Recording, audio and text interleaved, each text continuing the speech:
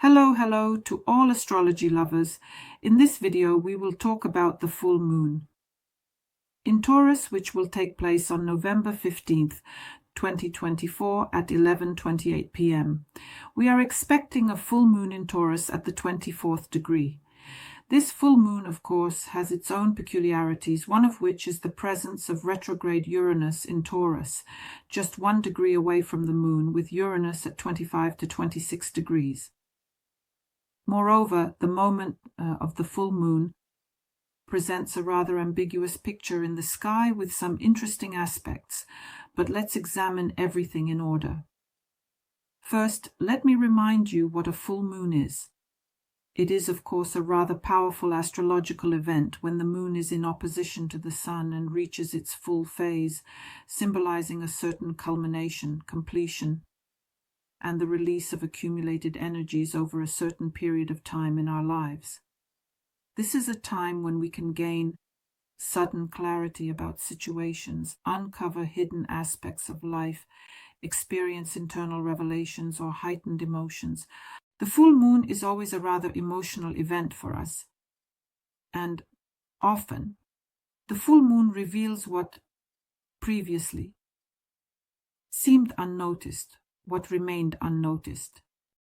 Of course, it can push us towards certain decisions that pertain to both personal and professional spheres, the completion of various projects, and the ending of relationships that no longer serve our tasks and life goals. And, of course, during this time, certain tensions may increase, emotions may intensify, conflicts may arise, and there may be a need to reassess some of our internal beliefs, intentions, and desires. Moreover, the energy of the full moon emphasizes the balance of the areas of life that are defined by the houses of the horoscope and the zodiac signs. It is the full moon that requires us to harmonize a certain area of life, between something and something, to make a choice between something and something, to harmonize, for example, personal life and career, or our own needs and the needs of those around us.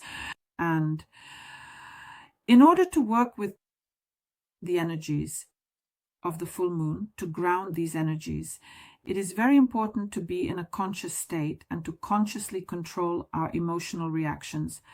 Because I remind you, the moon is primarily our subconscious, and here the subconscious can give us impulsive actions, impulsive reactions, and of course we need to find balance during this period between what needs to be released and what needs to be completed or transformed. Various practices such as meditation, gratitude, letting go of everything old and unnecessary, and clearing spaces help us significantly during this period. Reevaluating and prioritizing our goals and desires in life allows us to ground the energy of the full moon and gain clarity. Now let's discuss the influence of the zodiac sign on this full moon, which is in Taurus.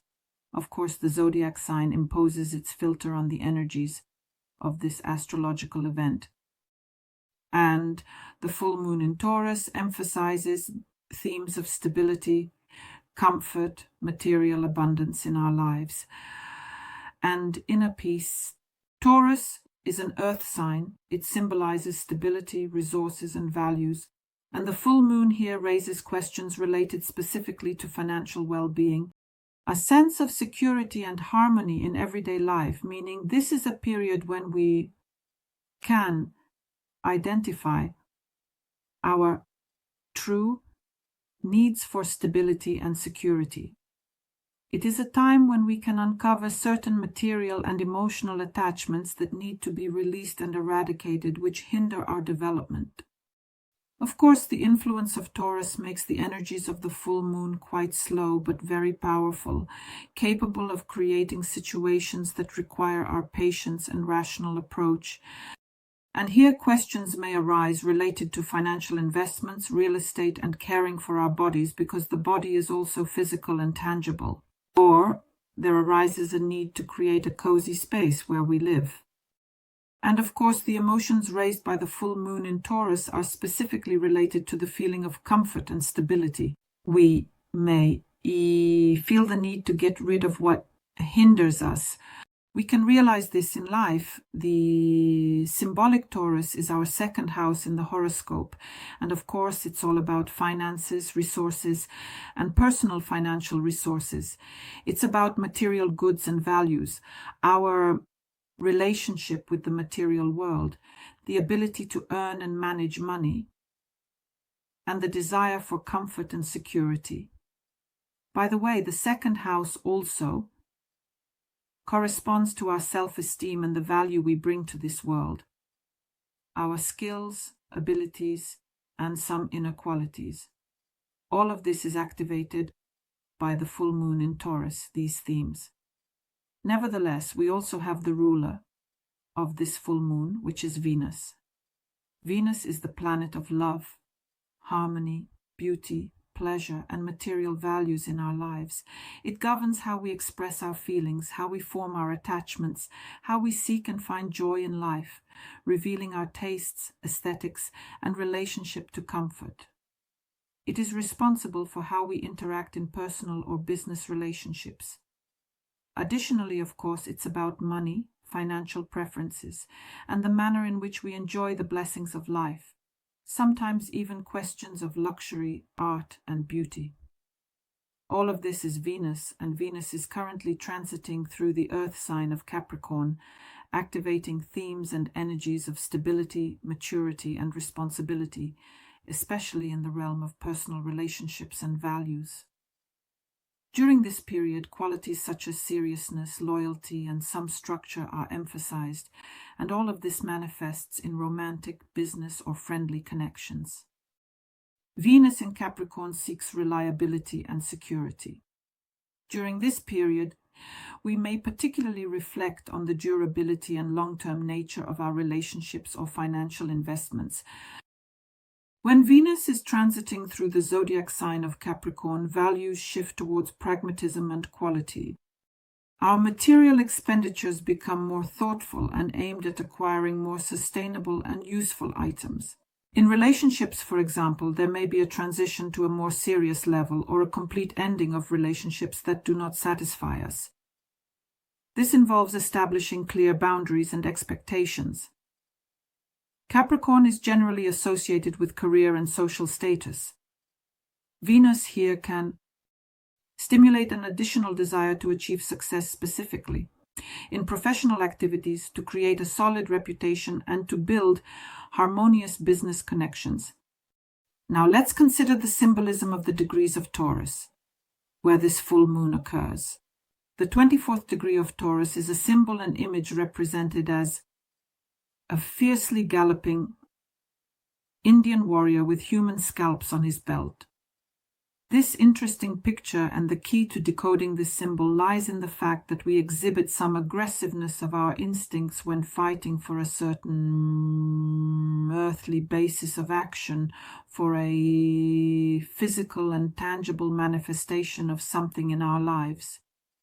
In mythology, in early America, the Indian represents a savage who is closely connected to nature, lives with nature, and remains somewhat subject to, guided by, primary human instincts. In the present time, the manifestation of these instincts can sometimes occur and lead to some violence. That is, some of our awareness may be turned off here, and only instincts are at work. And the symbol implies certain cruelty and aggressiveness as the foundation of human nature on an emotional level, on the level of a certain culture. That is, this degree demonstrates to us that even in our modern civilized time, we can believe that instincts and attachments defined in our culture can generate some violence and conflict. And we can believe on an emotional level that violence is capable of protecting our values and our identity. This is demonstrated to us by the 24th degree. But if we return to the new moon in Taurus in May 2024, it occurred at the 18th degree of the sign, and the symbol of this degree shows us the image of a woman who is hanging her old bag out of the open window of her room. Such a picture. And here the key to decoding is that one needs to purify their ego consciousness.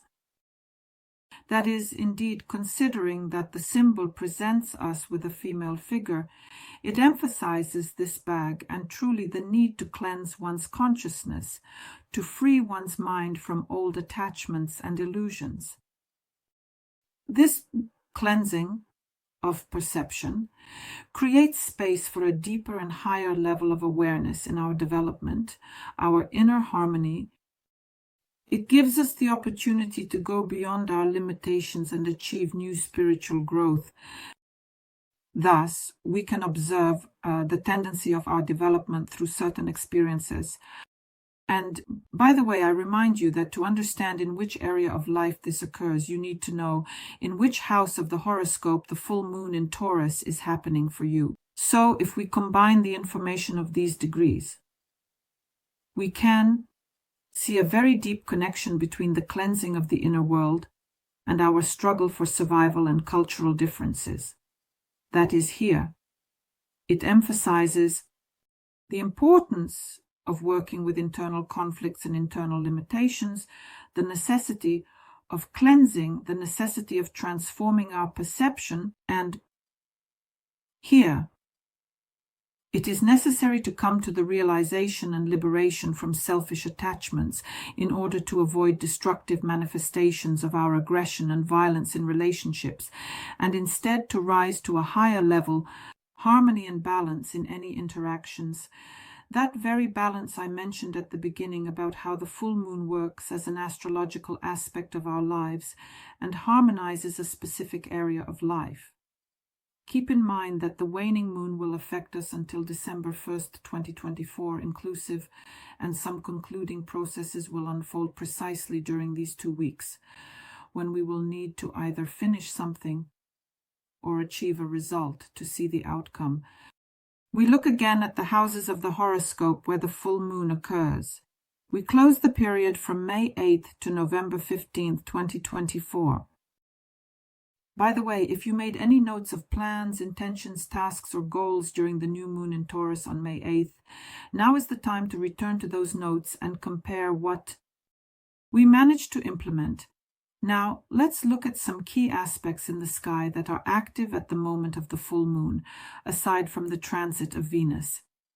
So, the first thing I mentioned is retrograde Uranus in Taurus, a direct participant in this full moon with a difference of 1 degree, adding elements of surprise and changes, some internal upheavals to this event. Uranus is the planet of revolution, the planet of innovation, and in its retro phase, it directs its energy inward. It makes us reconsider our old beliefs, ideas, and approaches. And when Uranus is in Taurus, it relates to the themes of material values, security, and structures. Retrograde motion pushes us towards a deeper analysis and reassessment of these aspects. The full moon in Taurus is a culmination in matters of the material world, values, and stability. It is associated with the completion of cycles, where it is necessary to leave behind some outdated beliefs and approaches regarding finances, resources, and comfort. This process of transformation becomes more internal, more conscious, simply because Uranus is retrograde. And of course, it can provoke unexpected discoveries, insights, and revelations about our own attachments to the material and how these attachments limit our personal growth and freedom.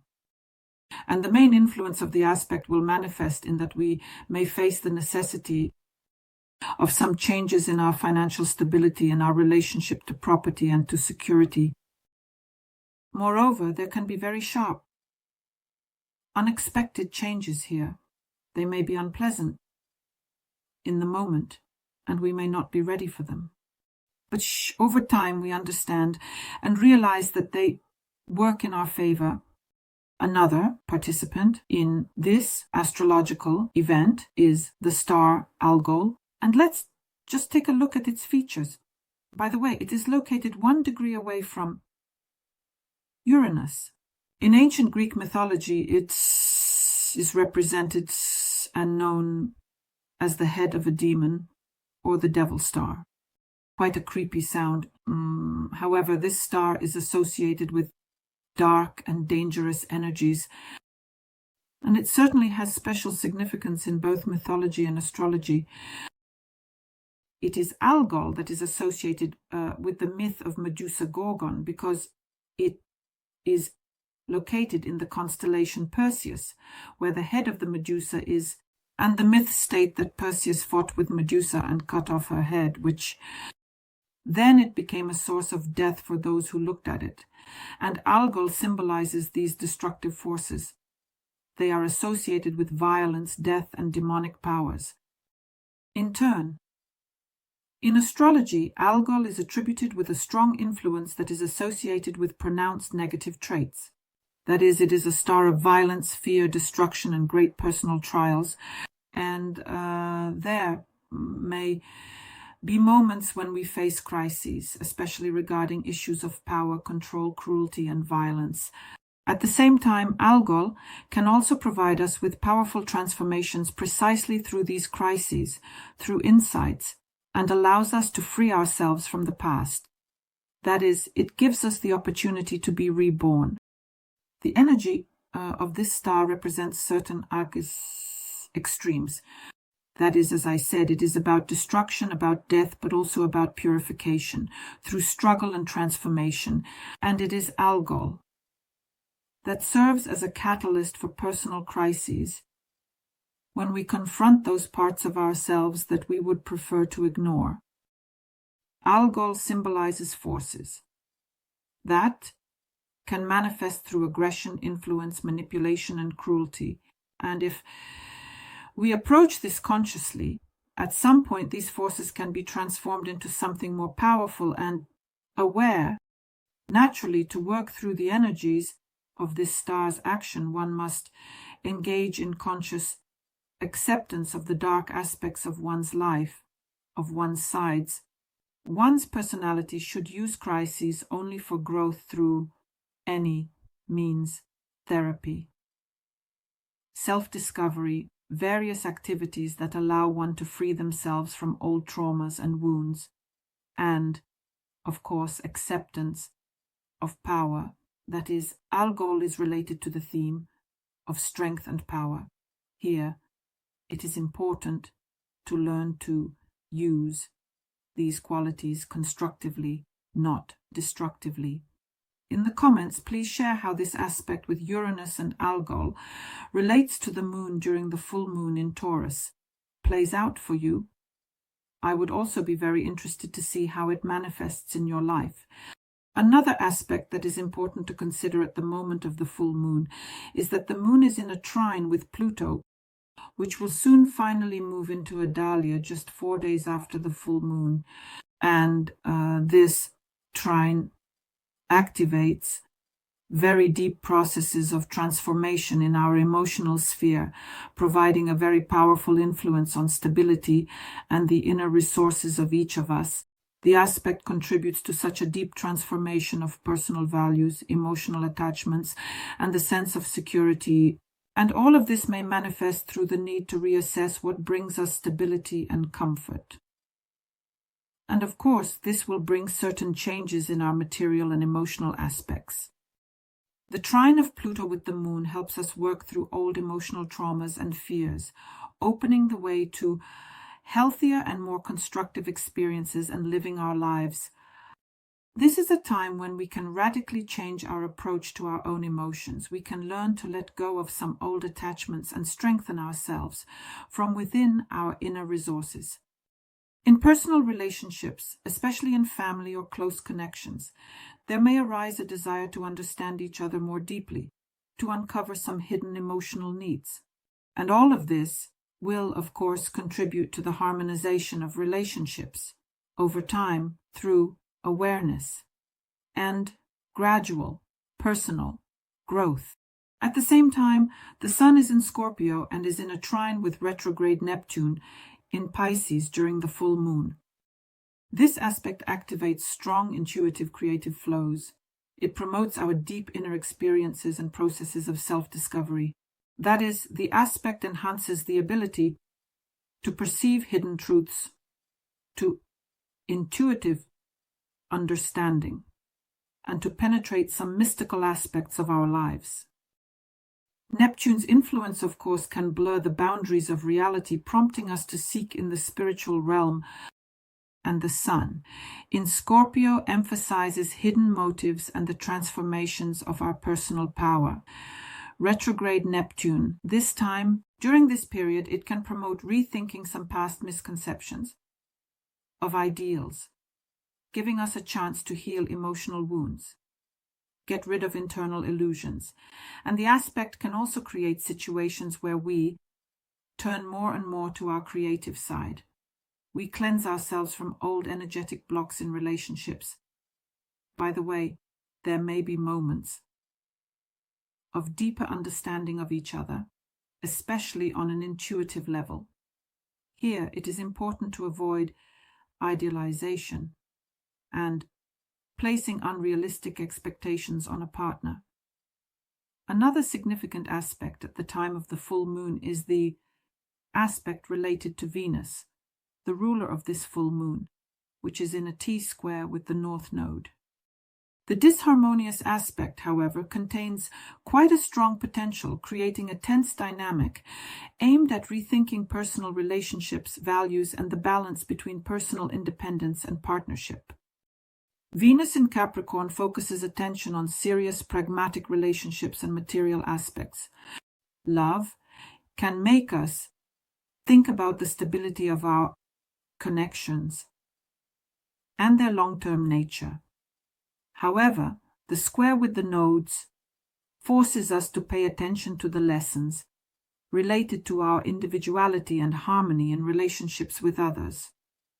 Conflicts may arise here between personal independence and the need for compromises with partners. During this period, situations may arise where one must choose between following their personal interests and the desire to maintain their independence or preserving balance and harmony in relationships. The T-square stimulates the need for growth and the acceptance of responsibility for one's feelings and actions. It encourages us to make active changes in personal relationships, and they provide such a radical overhaul of the approach to love and partnership, so it is important to catch these energies, learn to balance personal ambitions and the needs of those around us, and avoid excessive compromises that may suppress our personal freedom. Now, let's consider the effects of the full moon in Taurus for each of the 12 zodiac signs, how it will manifest in your life, and in which areas and directions to look, what to complete, where we will see clarity and culmination. Dear Libra, the full moon is in your 8th house of the horoscope, and the 8th house is associated with themes of shared material resources and their transformation. At least this theme for you will it includes joint finances, partner funds, and resources that you haven't earned but have access to. Here, there may be resources from banking institutions, for example. Here, themes of debts, inheritance, taxes, investments, and any financial interactions with partners or external sources will be activated, and you may face the necessity to complete some financial obligation or resolve a financial issue that was open in the past, meaning this is a time for cleansing from debts or redistributing your resources. The 8th house is about psychological transformations and cleansing, and of course this full moon provides you with supportive energies to free yourself from old emotional blockages, fears, and dependencies to cleanse your consciousness and subconsciousness. The themes of intimate relationships and sexuality will come to the forefront here, and there may be a moment of realization that certain relationships have either come to an end or need to be transformed and elevated to a higher quality level. To work with the energies of this full moon, you certainly need to pay attention to financial matters, complete any financial obligations, transactions, situations related to the property and resources of others.